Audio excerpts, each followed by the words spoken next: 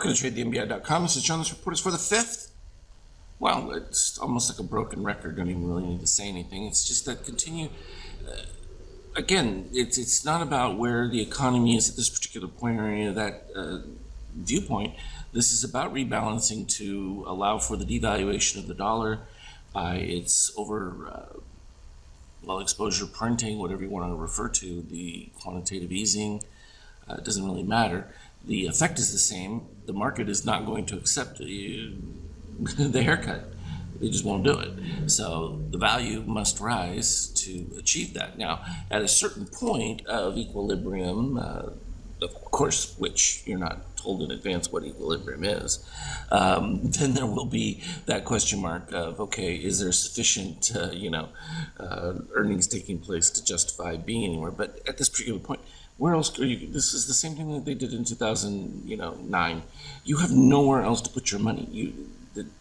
Nothing else is effective, and it's not like you can take it and go and open a business because they're not even open. So you've limited the pool of resources available for everyone to allocate their money, and the idea of the rising euro certainly is going to assist in trying to keep capital in Europe. Because you make it too inexpensive and you're going to have this massive capital drain because Europe is still a dead economy even with the opening that they're doing. It's just pathetically devastating, and so you would be looking at massive capital drains, particularly if the euro was to sink even further. That would have been catastrophic for them. And again, this is the one that we're watching. This is where you're going to keep your eyes on oil as we inch closer and closer, day by day, so a little bit at a time. Continued rising shakeouts, cyan below red, and it's just creeping up towards that magic threshold. In the 43 to 44, range, you really start to maintain a capacity for even shale in that to function even at a minimal profit existence. So, that's the one to watch because that's really going to be the trigger that drives both gold as well as the continuation of a dollar decline. But at this particular point, the federal government, you can borrow as much as you want if you don't pay any interest on it. There's really not a whole lot of concern about just printing more to pay it off.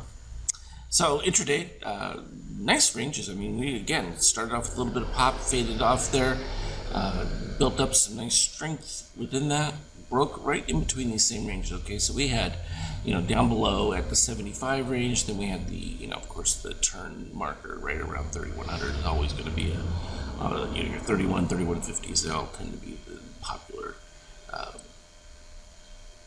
balancing points, just because that's where a confluence of people will they like even numbers. But at the 3120, again, we got right over it, couldn't sustain it, took us right back to 3110. And then again, tried to do that on the build, but rolled over a little bit and dipped back down. Wasn't too catastrophic at the beginning when they made another attempt, but when that secondary one didn't show much activity, they allowed it to dip right back to the same 31. And this is just that back and forth they're going to keep doing.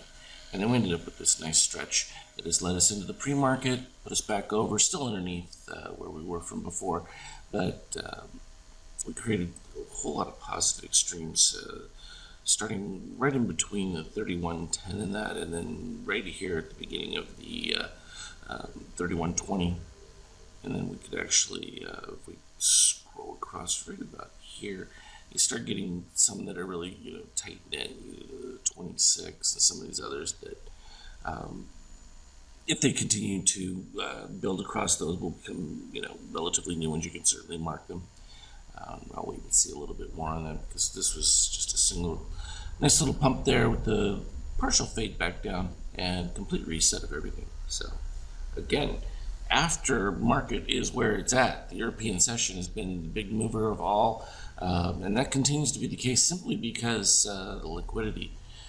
Now, some people keep asking, the civil unrest, if you start to see that extend many more days, or you have this million people that are supposedly going to show up on the weekend in DC, and they attempt to take the White House or something, I think then you would see some definite market reaction, because there's going to be a risk off on that kind of situation, because it would indicate that there is no ability for law enforcement to control the environment. And at that point, you really have to be concerned about an active insurrection. And in that case, I think all bets are off for the market. In that case, it would just be the Fed picking a support, and probably end up getting a straight line going across kind of trade, where the Fed just basically supports at a particular level, and everyone else kind of remains hands off until they know things are safe. That's the long and the short of it for now. We're just going to keep this juggernaut going. Trade well.